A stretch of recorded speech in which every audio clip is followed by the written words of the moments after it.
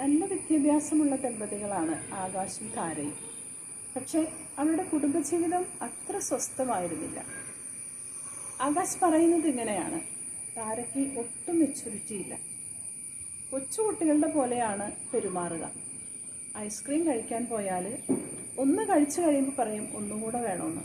അങ്ങനെ ഇരുന്ന ഇരിപ്പിൽ 5 വരെ കഴിക്കും. ഐസ്ക്രീം കഴിക്കുന്നത് ഇഷ്ടം കൊണ്ട് മാത്രമല്ല, അതിങ്ങനെ ഇരുന്ന് കഴിച്ച് എൻജോയ് ചെയ്യുന്നത് അവളുടെ ഒരു ജീവിത ശൈലിയാണ്. മറ്റുള്ളവർ ശ്രദ്ധിക്കുന്നത് കാണുമ്പോൾ വല്ലാത്തൊരു അസ്വസ്ഥത തോന്നും. താരയെക്കുറിച്ച് പഠിക്കാൻ ഇടവന്നപ്പോൾ മനസ്സിലായ കാര്യം എന്താണെന്ന് വെച്ചാൽ, താര വീട്ടിലെ ഏക മകളാണ്. 26 വയസ്സ് വരെ വീട്ടിൽ ജീവിച്ച ആ കാലഘട്ടത്തിൽ താര ഇടപഴകിയതും കളിച്ചിരുന്നതുമെല്ലാം 4ാം ക്ലാസ്സിലും 5ാം ക്ലാസ്സിലും ഒക്കെ പഠിക്കുന്ന കുട്ടികളോടൊത്തായിരുന്നു. കാരണം താരയുടെ സമപ്രായക്കാരായ ആരും ആ വീടിൻ്റെ ഭാഗത്ത് ഉണ്ടായിരുന്നില്ല എന്നുള്ളതാണ്. അറിയാതെ തന്നെ താര കൊച്ചുകുട്ടികളുടെ സ്വഭാവം ജീവിതത്തിലേക്ക് ആർജിച്ചെടുക്കുകയാണ്. ആരും അവളെ തിരുത്തിയതുമില്ല.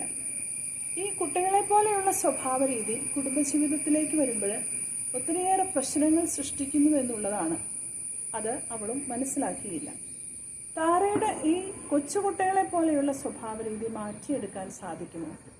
തീർച്ചയായിട്ടും സാധിക്കും.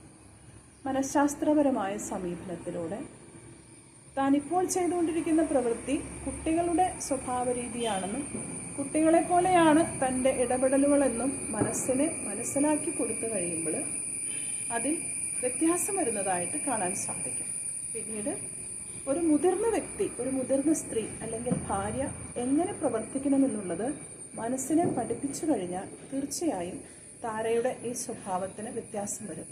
മാത്രവുമല്ല, അതോടുകൂടി കുടുംബജീവിതത്തിൻ്റെ സന്തോഷവും സമാധാനവും അനുഭവിക്കാനായിട്ട് തീർച്ചയായും സാധിക്കും. ഇത്തരത്തിലുള്ള വ്യക്തിത്വങ്ങളെ കാണുമ്പോൾ അവരെ കുറ്റപ്പെടുത്താതെ അവരെ മനസ്സിലാക്കാൻ ശ്രമിക്കാം.